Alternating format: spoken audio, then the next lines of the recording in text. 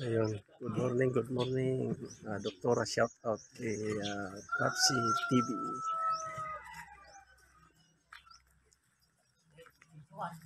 Yan si Boss Along, Gawa ng forma. gagawa ng forma. Pupunta tayo ngayon doon po sa Manukan.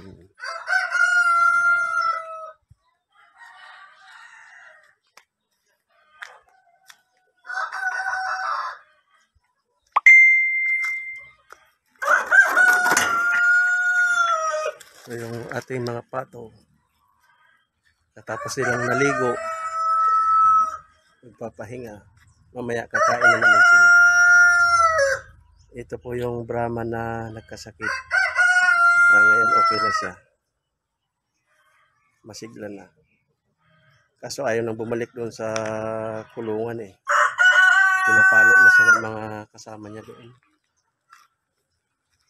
Yung mga Rhode Island, kasama yung mga native. Ayun.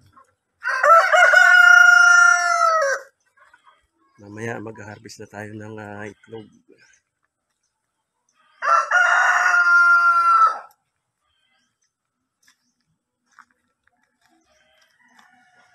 Ito si Boy Tapang. Iniwalay na po natin kasi masyado siyang matapang.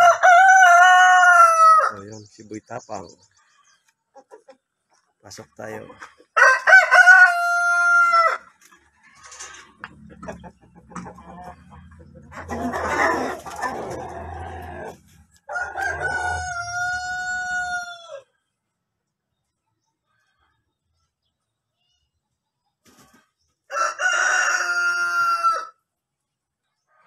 Ayun, ito po yung mga tanim nating talong, kamatis, siling panigang, okra, yung mga papaya.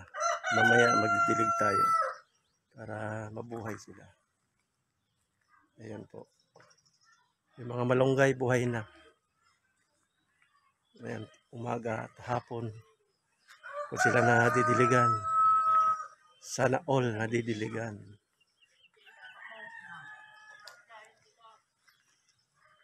Pabalik na po tayo doon sa may budiga.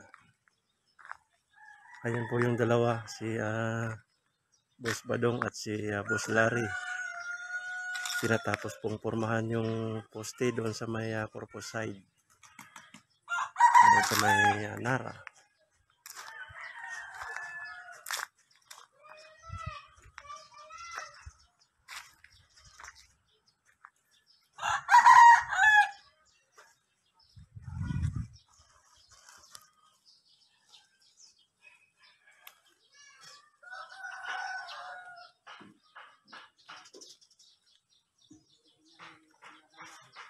Ayun, mamaya na lang po ulit. Thank you. Bye-bye. Mga Rhode Island Red. Ayun, masisipag po silang mag-itlog. Gamit natin. Ayun, mamaya po mangingitlog na sila. At mamaya tayo mag-harvest.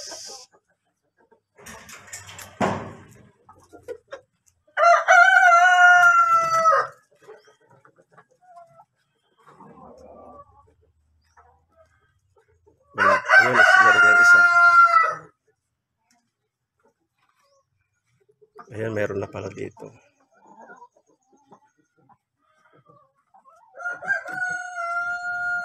Ayun, dalawa.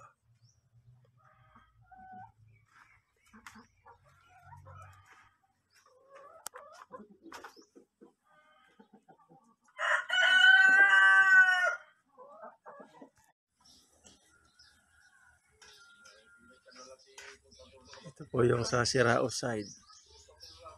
Nabuhusan na po yung ibang mga pusti.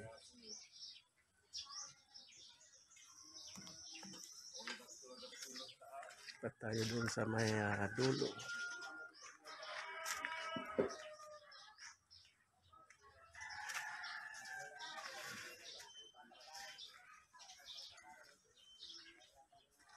Ang mahuhuli po siguro mabuhusan yung doon sa may kalsada.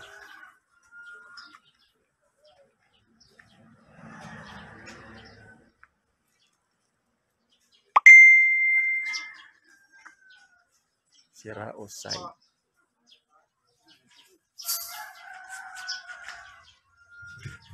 Yan, Dudong, shout out. Ayan ang mga masisipag na trabador ni boss.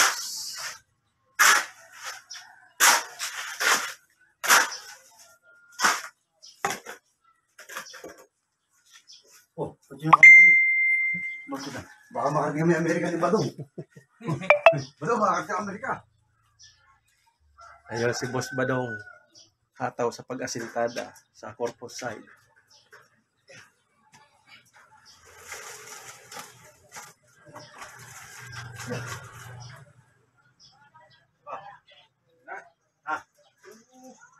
Ubusin natin.